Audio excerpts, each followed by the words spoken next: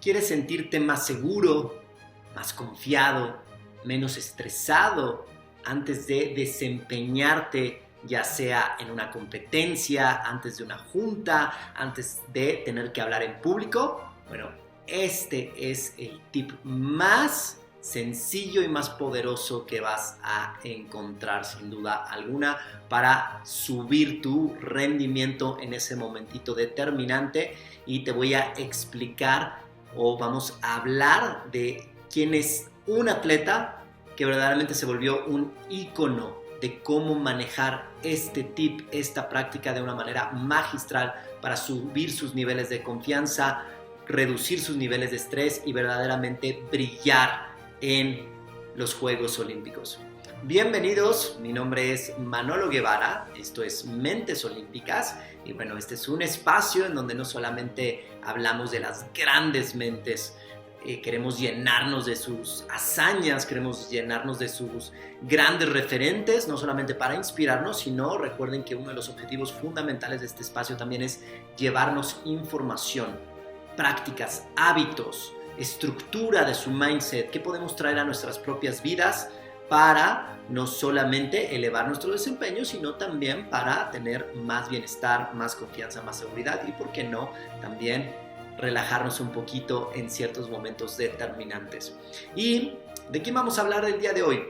Pues vamos a hablar de Usain Bolt, el hombre más rápido del planeta, aún todavía su récord del mundo sigue vigente y bueno, ya veremos ahora que llegue París 2024 si alguien puede romper el récord del mundo, pero Usain Bolt, que ya es un atleta que está retirado, sigue teniendo el registro del hombre más rápido del planeta. Su prueba reina, los 100 metros planos, aunque también ganó medallas en los 200 metros planos y sobre todo también en los relevos en esas dos distancias. Era verdaderamente un velocista y podríamos decir el mejor de la historia. Pero hoy nos vamos a centrar en la parte mental, en la parte emocional de Usain Bolt, sobre todo ya en el momentito determinante. Y vamos a hablar también de una investigadora de la Universidad de Harvard que se llama Amy Cuddy. Y Amy Cuddy toma mucho como referente a Usain Bolt.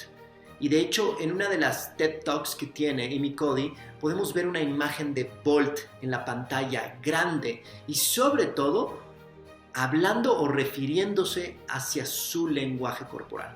¿Por qué? Porque Amy Cuddy es una de las grandes investigadoras sociales que le ha prestado atención precisamente a la comunicación no verbal, pero sobre todo a cómo la comunicación no verbal influye no solamente en nuestras emociones, no solamente en nuestro cuerpo, no solamente en nuestro rendimiento, sino, y aquí viene la raíz de todo, cómo influye en nuestro proceso cerebral o en nuestro cerebro y sus procesos neurofisiológicos.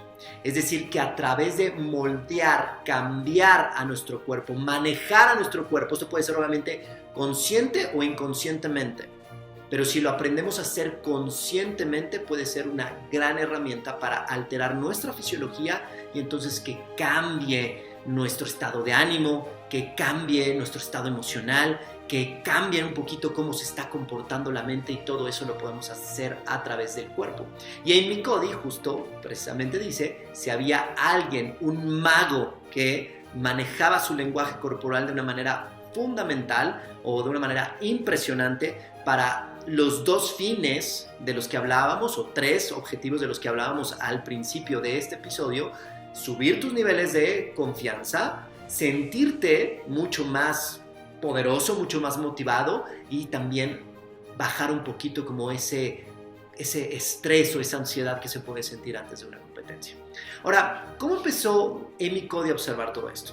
Pues, como les digo, es una estudiosa de la comunicación no verbal y de las primeras cosas que le empezaron a llamar la atención a Cuddy a la hora de estar viendo pues, diferentes deportes, obviamente estudiando muchas personas que se desempeñan, pero bueno, a través de estar viendo el deporte y cuál va a ser como la cuna o cuál va a ser el máximo escenario del deporte, bueno, sin duda Juegos Olímpicos, al menos para esos deportes. Habrá en el deporte profesional otros escenarios pues igual de relevantes, pero bueno, los Juegos Olímpicos podríamos decir que es la meca del deporte. Y entonces Amy Cuddy veía mucho deporte y veía a muchos atletas observando, tal cual como se hace, como sigue, ¿no?, el método científico occidental, pues los 4 pasos. Y el primer paso que tienes que hacer es la observación.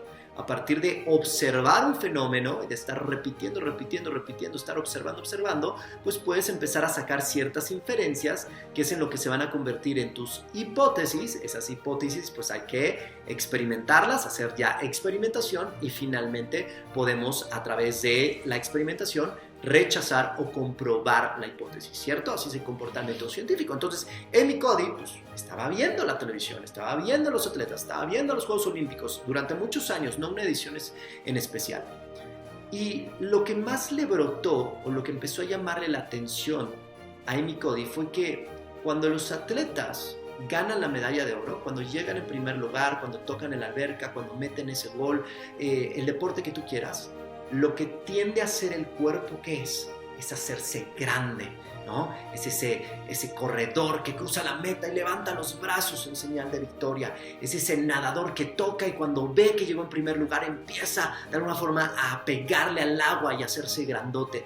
Es ese jugador de fútbol que de la misma manera, ¿no?, corre con los brazos abiertos y a lo mejor se empieza a abrazar con sus compañeros, o se sube incluso a los letreros, ¿no?, para estar un poco más alto. Es decir, que cuando venían estas emociones de triunfo, de éxito, de emoción, por supuesto, ella empezó a observar que el cuerpo tendía a hacerse grande, y que, ya comparándolo mucho en términos al comportamiento animal, cuando los animales se hacen grandes, en términos generales se sienten más poderosos o quieren parecer más poderosos. Simplemente pensemos en los gorilas, ¿no?, o de alguna forma en los leones, cuando sienten que hay peligro, cuando sienten que puede haber una amenaza para, de alguna manera, su tribu, su manada, pues inmediatamente el gorila no solamente se va a levantar si está sentado, o el león se va a levantar, sino que verdaderamente el gorila hasta va a sacar el pecho y te va a hacer los brazos, y si te empiezas a acercar de más, va a empezar a azotar obviamente el piso,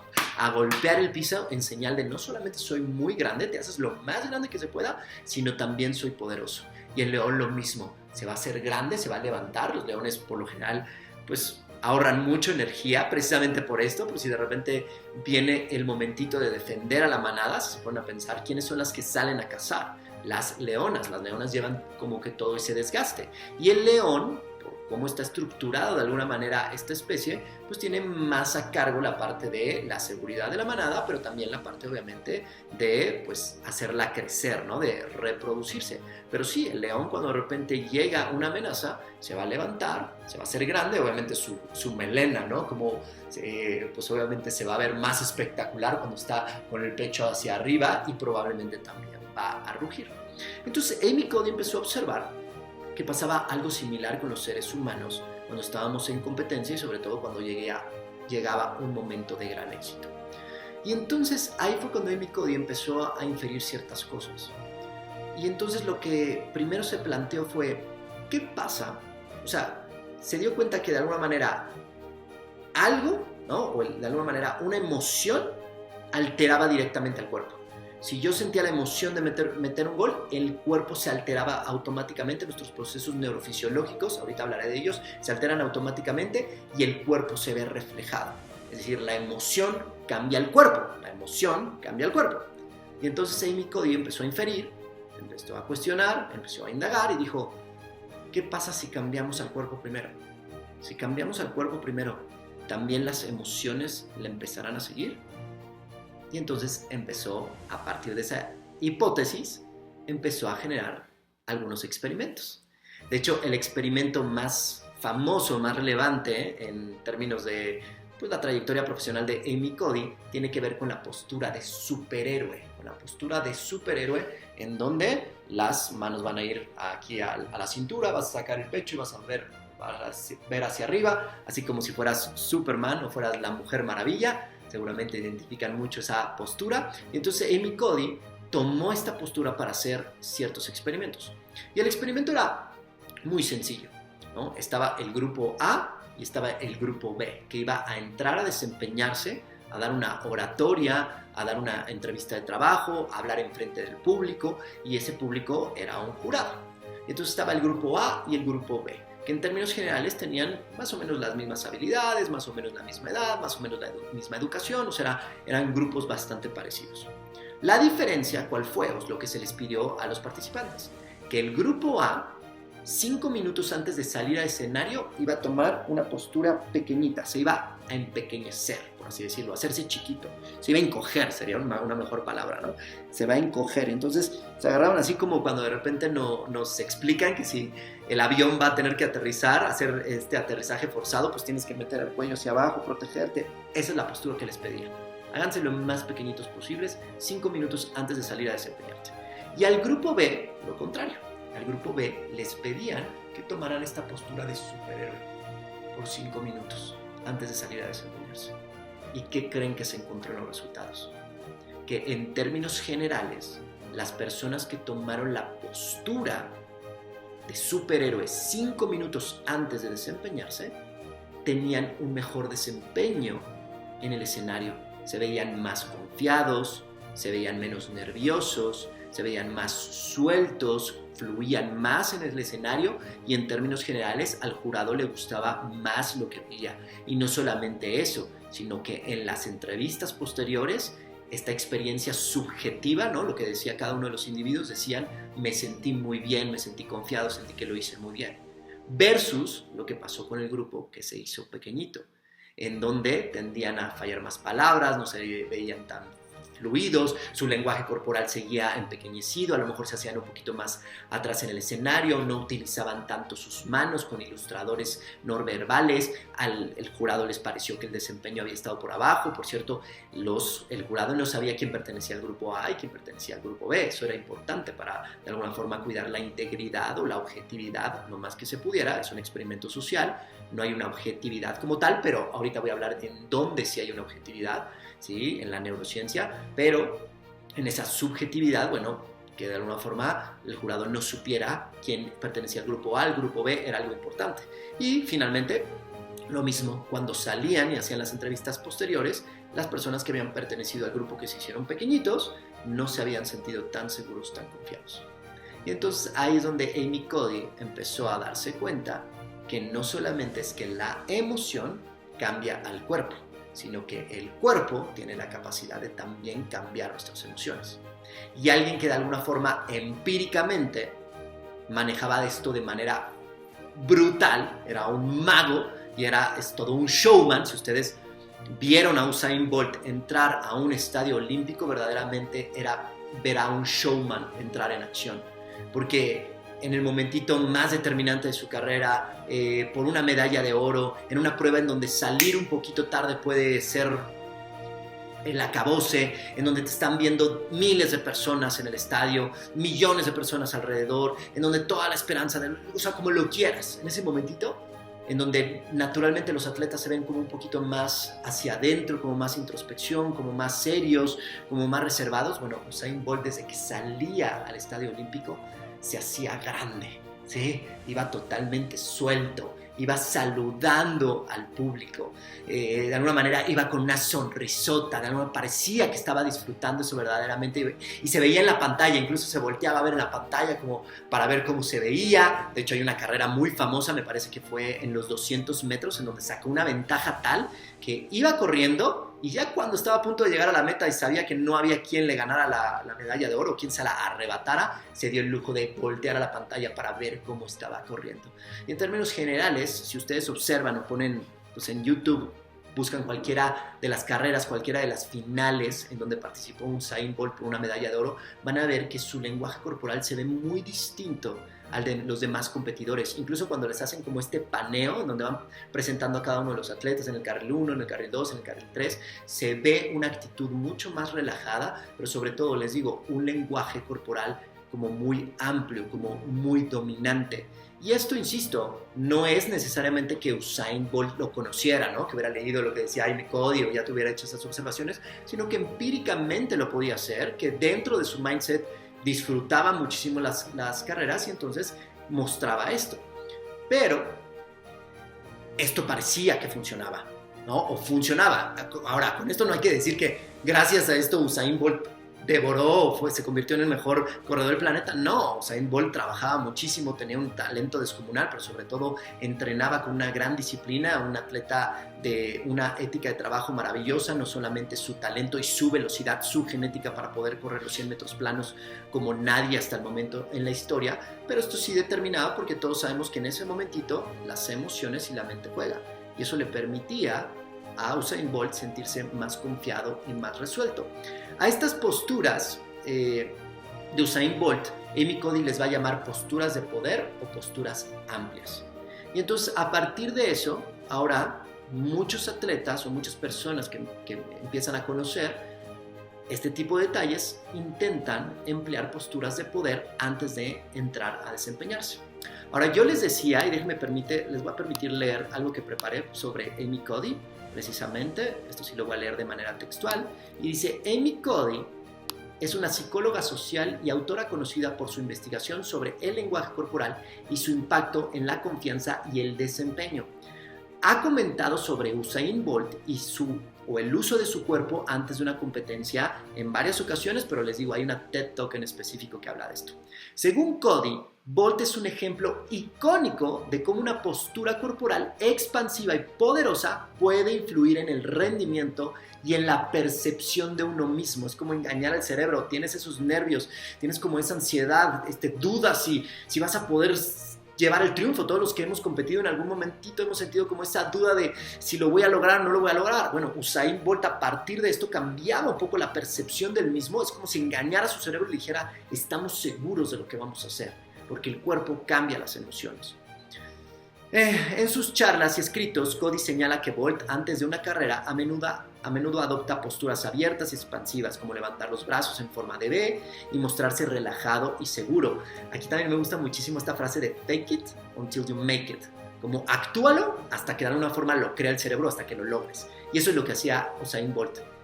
A lo mejor no estaba tan relajado internamente, pero externamente lo fakeaba, lo actuaba, y poco a poco el cerebro y su neurofisiología lo empezaba a comprar.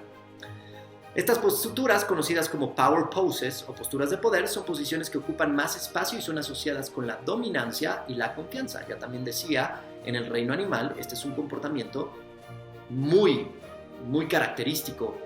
Incluso, por ejemplo, el pez globo, ¿no? Cómo se puede hacer más grande.